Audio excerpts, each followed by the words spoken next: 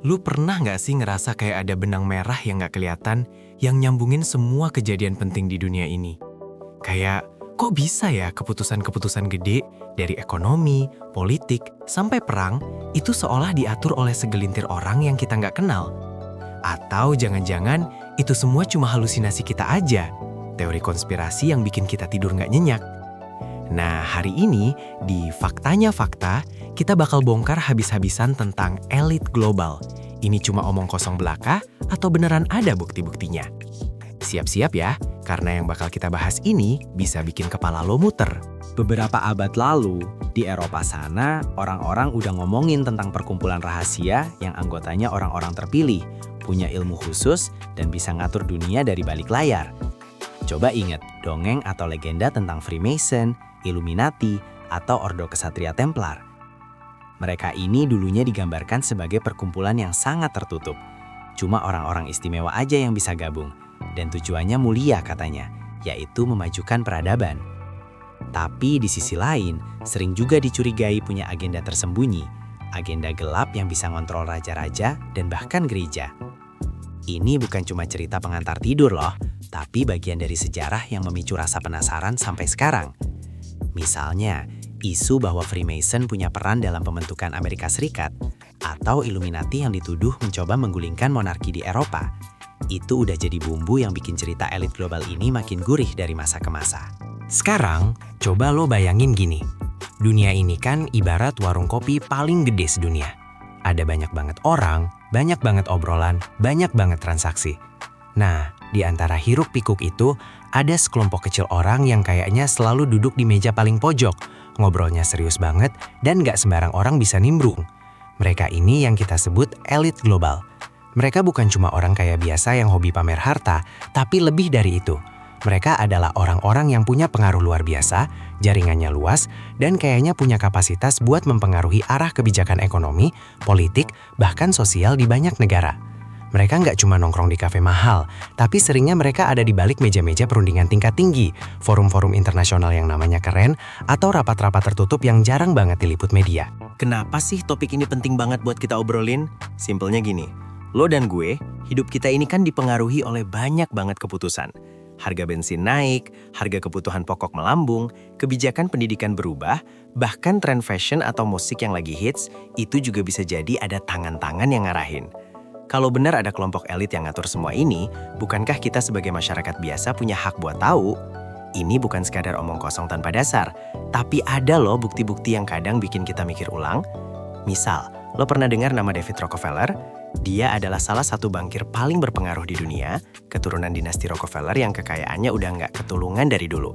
Dia pernah bilang dalam autobiografinya, beberapa orang bahkan percaya kita adalah bagian dari perkumpulan rahasia yang bekerja melawan kepentingan terbaik Amerika Serikat, mencirikan keluarga saya dan saya sebagai internasionalis, dan bersekongkol dengan orang lain di seluruh dunia untuk membangun struktur politik dan ekonomi global yang lebih terintegrasi.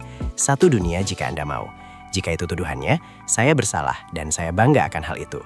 Kalimat ini sendiri udah kayak bensin yang disiram ke api teori konspirasi, bikin orang makin bertanya-tanya. Dia sendiri yang ngomong loh, bukan orang lain.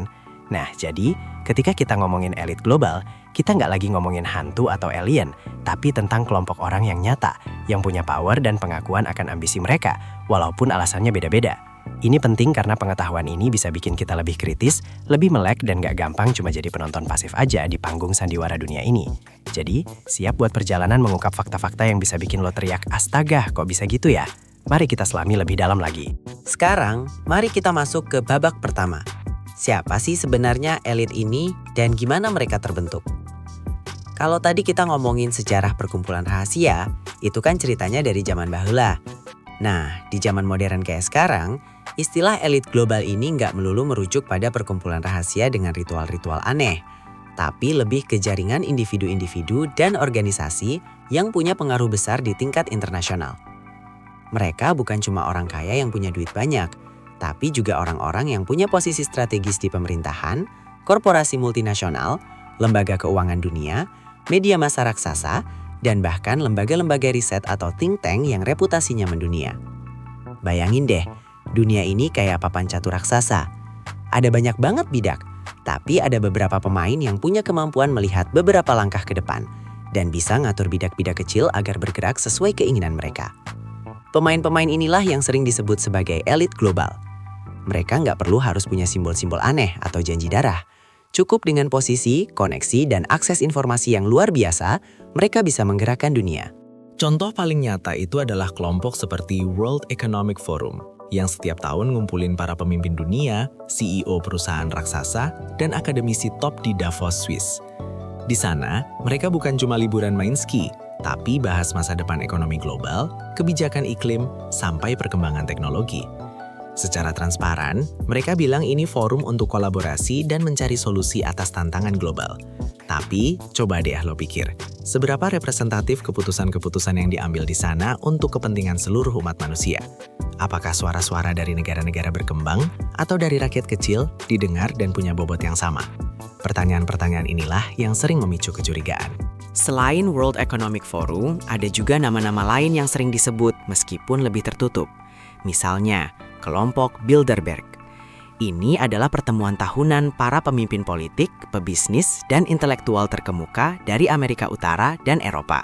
Pertama kali diadakan pada tahun 1954 di Hotel Bilderberg, Belanda. Makanya namanya Bilderberg Group. Pertemuan ini selalu diadakan secara tertutup, tanpa kehadiran media, dan gak ada rilis pers resmi tentang apa yang dibahas. Ini loh yang bikin banyak orang curiga. Kenapa harus rahasia banget? Apa yang mereka obrolin sampai gak boleh ada yang tahu?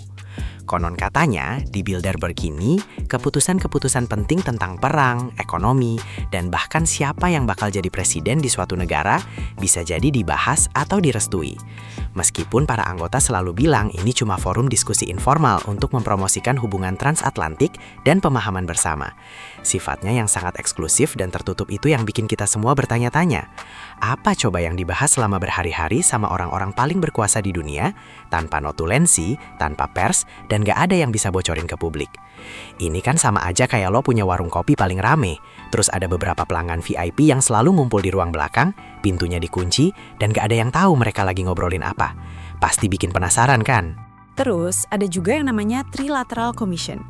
Ini didirikan pada tahun 1973 oleh David Rockefeller yang tadi kita sebut di awal.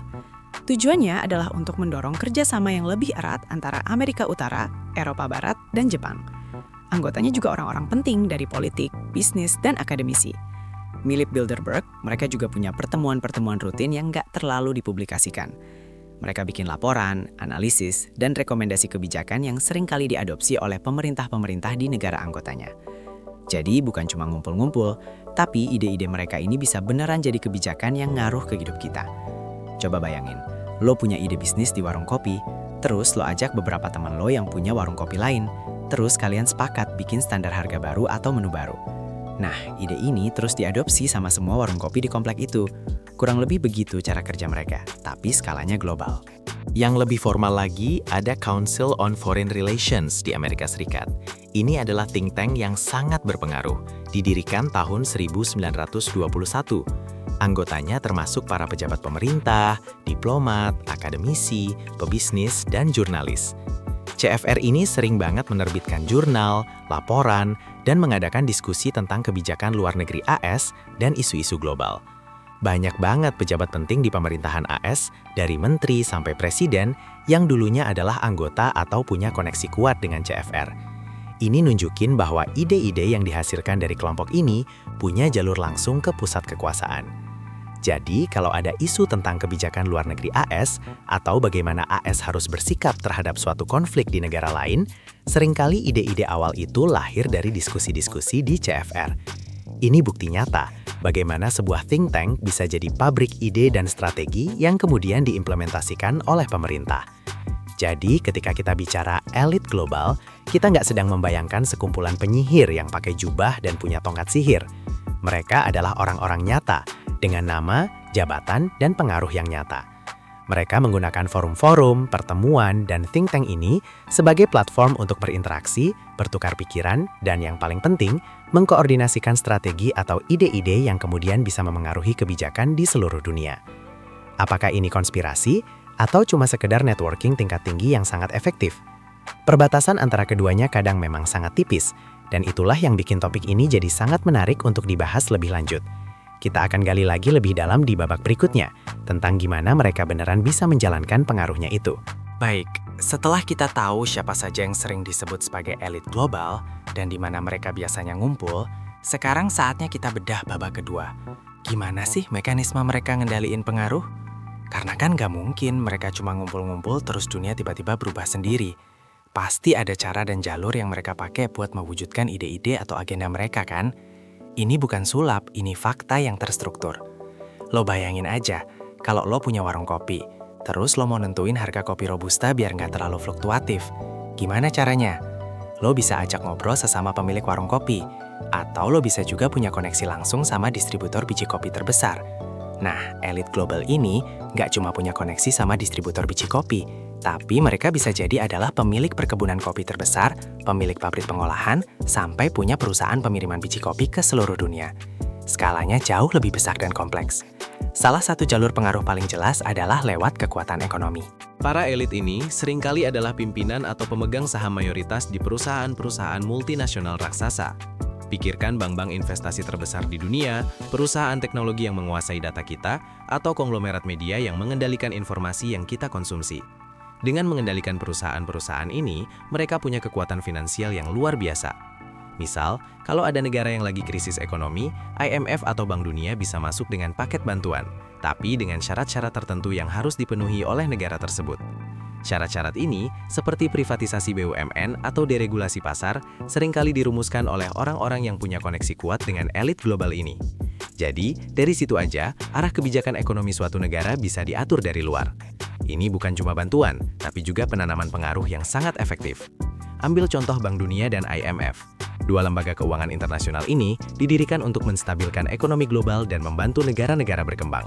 Tapi, lo tahu nggak siapa yang punya suara paling besar di sana? Tentu saja, negara-negara donor terbesar, yang notabene adalah rumah bagi banyak perusahaan multinasional dan bank-bank besar yang dikendalikan oleh para elit. Jadi, ketika mereka memberi pinjaman atau bantuan, keputusan itu seringkali tidak lepas dari kepentingan ekonomi dan politik para pemberi pinjaman itu sendiri. Ini bukan berarti mereka jahat, tapi ini menunjukkan bagaimana kekuasaan ekonomi bisa diterjemahkan menjadi pengaruh politik yang konkret. Selain itu, mereka juga punya pengaruh politik yang masif. Gimana caranya? Banyak jalan. Salah satunya adalah lewat lobby. Di banyak negara, terutama di Amerika Serikat, lobby adalah kegiatan yang legal. Perusahaan-perusahaan besar atau kelompok kepentingan tertentu akan membayar lobbyis untuk mempengaruhi anggota parlemen atau pejabat pemerintah agar mengambil keputusan yang menguntungkan mereka. Bayangin, ada perusahaan farmasi raksasa yang punya kepentingan agar obat paten mereka tetap mahal. Mereka bisa melobi pemerintah untuk menunda atau menghalangi produksi obat generik. Nah, para elit global ini punya akses ke jaringan lobby yang sangat kuat dan bisa bekerja di banyak negara sekaligus. Mereka bisa mendanai kampanye politik, menempatkan orang-orang kepercayaan mereka di posisi-posisi kunci pemerintahan atau lembaga internasional, dan membentuk opini publik melalui media yang mereka kendalikan. Kasus nyata bisa kita lihat dari fenomena revolving door atau pintu putar. Ini adalah situasi di mana seseorang yang tadinya menjabati pemerintahan, setelah pensiun atau berhenti, langsung masuk ke jajaran eksekutif di perusahaan swasta besar, atau sebaliknya. Contohnya, ada mantan Menteri Keuangan yang tiba-tiba jadi direktur di Bank Investasi Global, atau mantan pejabat tinggi militer yang jadi penasehat di perusahaan pertahanan. Pertanyaannya, apakah mereka beneran cuma punya keahlian yang pas? Atau jangan-jangan hubungan dan informasi yang mereka miliki selama di pemerintahan itu jadi aset berharga buat perusahaan swasta tersebut? Dan jangan lupa, mereka yang pindah ke sektor swasta ini pasti punya teman-teman di pemerintahan yang masih aktif. Ini kan ibaratnya lo punya teman yang kerja di pabrik kerupuk, terus dia pindah kerja ke pabrik saus. Dia pasti masih punya koneksi di pabrik kerupuk dan bisa aja info-info penting dari sana bocor atau bahkan bisa ngatur deal-deal yang menguntungkan dua belah pihak. Lalu, ada juga pengaruh NEIA. Lo sadar nggak sih kalau sebagian besar media massa raksasa di dunia ini, mulai dari televisi, surat kabar, sampai media online, itu dimiliki atau dikuasai oleh segelintir konglomerat. Dengan menguasai media, mereka punya kekuatan untuk membentuk narasi, menyaring informasi, bahkan mengarahkan opini publik. Mereka bisa memutuskan berita apa yang dianggap penting, isu apa yang harus ditonjolkan, dan bagaimana suatu peristiwa harus dibingkai. Kalau ada isu yang sensitif buat kepentingan mereka, bisa aja beritanya dikecilkan atau bahkan nggak muncul sama sekali. Sebaliknya, kalau ada agenda yang mau mereka dorong, beritanya bisa di blow up besar-besaran sampai jadi trending topic. Ini bukan cuma tentang kebebasan pers, tapi tentang siapa yang punya kendali atas kebenaran yang sampai ke telinga dan mata kita sehari-hari. Terakhir, peran think tank dan lembaga akademik juga nggak bisa dianggap remeh. Banyak think tank besar yang didanai oleh korporasi atau individu kaya. Mereka melakukan riset, menerbitkan laporan, dan mengadakan konferensi yang seringkali membentuk dasar bagi kebijakan-kebijakan penting. Meskipun mereka terlihat netral dan berbasis data, riset-riset yang mereka lakukan bisa jadi punya bias tertentu yang sejalan dengan kepentingan para penyandang dananya. Jadi, ide-ide yang kelihatan ilmiah dan objektif itu bisa jadi sebenarnya adalah ide-ide yang didorong oleh kelompok elit untuk kepentingan mereka sendiri. Ini ibaratnya lo nyuruh ahli masak buat nyiptain resep baru, tapi lo kasih tahu bahan-bahan apa aja yang harus dominan dan rasa apa yang harus menonjol. Hasilnya pasti sesuai keinginan lo kan, walaupun kelihatan kayak resep original dari si ahli masak. Jadi dari sini kita bisa lihat, mekanisme pengaruh elit global itu sangat berlapis dan kompleks. Mereka nggak pakai tongkat sihir, tapi pakai uang, posisi, koneksi, informasi, dan kontrol atas narasi. Ini semua bekerja sama secara sistematis, kadang terang-terangan, kadang di balik layar, untuk mencapai tujuan-tujuan tertentu. Apakah tujuan itu selalu buruk? Tidak selalu. Tapi pertanyaan yang penting adalah, siapa yang paling diuntungkan dari sistem ini, dan bagaimana kita sebagai masyarakat biasa bisa lebih kritis menyikapi semua informasi dan kebijakan yang ada. Nah, ini yang akan kita bedah di babak terakhir. Apakah ini cuma konspirasi, atau memang evolusi kekuasaan yang natural? Sekarang kita masuk ke babak ketiga. Ini bagian yang paling seru dan sering jadi perdebatan. Ini sebenarnya konspirasi murni atau cuma evolusi alamiah dari kekuasaan? Banyak orang yang dengar cerita tentang elit global ini langsung mikir, wah, ini pasti konspirasi tingkat tinggi. Ada agen rahasia, simbol aneh, dan rencana jahat buat menguasai dunia. Tapi ada juga yang bilang, itu kan wajar aja. Orang-orang sukses dan berkuasa pasti akan saling kenal, ngumpul, dan punya pengaruh. Itu lumrah dalam sistem sosial dan ekonomi. Nah, mana yang benar? Mari kita coba bedah dari dua sisi. Pertama, mari kita lihat dari sudut pandang yang bilang ini bukan konspirasi, melainkan evolusi alamiah kekuasaan. Di dunia yang makin terhubung ini, globalisasi kan udah jadi keniscayaan. Perusahaan-perusahaan multinasional beroperasi di banyak negara.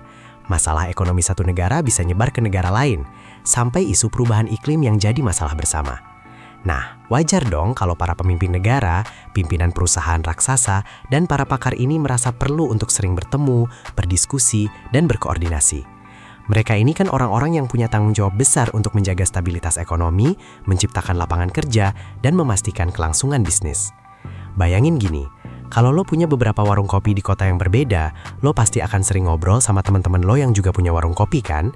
Kalian ngobrolin gimana caranya biar harga biji kopi stabil, gimana caranya biar pelanggan gak kabur ke warung sebelah, atau gimana caranya biar profit warung tetap aman. Obrolan itu kan bukan konspirasi buat nyekik pelanggan, tapi lebih ke upaya menjaga keberlangsungan bisnis dan keuntungan bersama. Nah, para elit global ini kurang lebih juga begitu. Mereka punya kepentingan bersama untuk menjaga agar sistem kapitalisme global tetap berjalan, pasar tetap terbuka, dan stabilitas politik terjaga supaya bisnis dan investasi mereka aman. Forum-forum kayak World Economic Forum di Davos itu kan wadah resminya mereka buat ngumpul, tukar pikiran, dan bikin rekomendasi kebijakan. Mereka bilang tujuannya untuk mencari solusi global, bukan untuk membuat rencana rahasia. Lagi pula, kata mereka, gak mungkin semua orang penting di dunia bisa sepakat untuk sebuah konspirasi rahasia yang begitu besar dan kompleks. Pasti ada yang bocor, pasti ada yang beda pendapat. Sistem dunia ini terlalu besar dan terlalu banyak pemainnya untuk dikendalikan oleh segelintir orang dari balik tirai. Perusahaan bersaing satu sama lain, negara-negara punya kepentingan nasionalnya sendiri, dan partai politik saling berebut kekuasaan. Jadi anggapan bahwa ada satu kelompok kecil yang ngontrol semua benang ini, itu dianggap terlalu menyederhanakan realitas yang sangat kompleks. Konspirasi itu kan butuh kesepakatan rahasia yang terorganisir, butuh agen-agen yang setia, dan seringkali tujuannya adalah sesuatu yang ilegal atau immoral. Sedangkan pertemuan-pertemuan elit ini, meskipun tertutup, seringkali tujuannya adalah kolaborasi untuk masalah global yang sah. Namun di sisi lain, ada banyak juga bukti dan argumen yang bikin orang percaya bahwa ini lebih dari sekedar networking biasa, dan ada elemen konspirasi di dalamnya, meskipun mungkin bukan dalam arti yang dramatis kayak di film-film. Kenapa? Karena kurangnya transparansi dan akuntabilitas. Pertemuan-pertemuan kayak Bilderberg itu selalu tertutup rapat, nggak ada notulensi resmi, dan nggak ada yang bisa meliput. Apa alasannya? Kalau cuma ngobrol biasa, kenapa harus sembunyi-sembunyi? Kenapa nggak bisa diakses publik? Nah, ketertutupan inilah yang memicu kecurigaan bahwa ada sesuatu yang disembunyikan. Sesuatu yang nggak boleh diketahui orang banyak. Selain itu, ada juga masalah konsentrasi kekayaan dan kekuasaan yang ekstrim. Laporan dari lembaga-lembaga seperti Oxfam seringkali menunjukkan bahwa segelintir orang terkaya di dunia punya kekayaan yang sama dengan miliaran orang termiskin. Kekayaan sebanyak itu bukan cuma soal punya banyak uang, tapi juga punya kekuatan politik dan ekonomi yang luar biasa. Dengan uang, mereka bisa mempengaruhi media, mendanai politisi, membeli lobi, bahkan membiayai think tank yang menghasilkan ide-ide yang menguntungkan mereka. Ini bukan konspirasi kalau mereka terang-terangan memakai uang mereka untuk mempengaruhi kebijakan, tapi hasilnya bisa sama dengan sebuah konspirasi. Keputusan-keputusan yang menguntungkan segelintir elit dan merugikan mayoritas rakyat biasa. Ambil contoh lagi tentang revolving door yang tadi kita bahas. Kalau ada mantan pejabat pemerintah yang langsung masuk ke perusahaan besar yang dulunya dia atur kebijakannya, itu kan menimbulkan konflik kepentingan yang besar. Apakah dia akan membuat keputusan yang jujur untuk kepentingan rakyat, atau ada agenda terselubung untuk menguntungkan perusahaan barunya? Sistem ini menciptakan lingkaran kekuasaan di mana orang-orang yang sama berputar di antara jabatan publik dan swasta, saling menguntungkan satu sama lain, dan ini sulit ditembus oleh orang biasa. Ini bukan konspirasi rahasia dengan ritual-ritual aneh, tapi sebuah sistem yang memungkinkan segelintir orang untuk terus mempertahankan dan memperbesar kekuasaan serta kekayaan mereka secara sah di mata hukum, tapi seringkali tidak etis dan tidak transparan. Jadi kesimpulannya, ini bukan hitam putih. Mungkin bukan konspirasi dalam arti sempit yang penuh drama, tapi juga bukan sekedar kolaborasi biasa yang polos.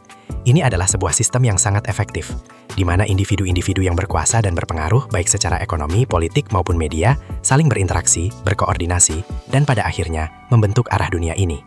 Mereka punya kepentingan bersama, punya akses yang nggak dimiliki orang lain, dan punya kapasitas untuk mewujudkan agenda mereka. Apakah mereka jahat? Itu relatif. Tapi yang jelas, keputusan-keputusan yang mereka buat itu bisa banget mempengaruhi hidup lo dan gue, dari harga kopi di warung sampai stabilitas politik di negara kita. Penting bagi kita untuk selalu kritis, selalu mencari informasi dari berbagai sumber, dan gak mudah termakan satu narasi saja. Entah lo percaya ini konspirasi atau evolusi kekuasaan, yang jelas adalah adanya konsentrasi kekuasaan di tangan segelintir orang. Nah, kalau lo punya pendapat atau bukti lain tentang elit global ini, jangan sungkan buat tulis di kolom komentar di bawah ya. Jangan lupa like dan subscribe channel Faktanya Fakta supaya lo nggak ketinggalan video-video mind-blowing lainnya. Sampai jumpa di episode berikutnya, Fakta Mania.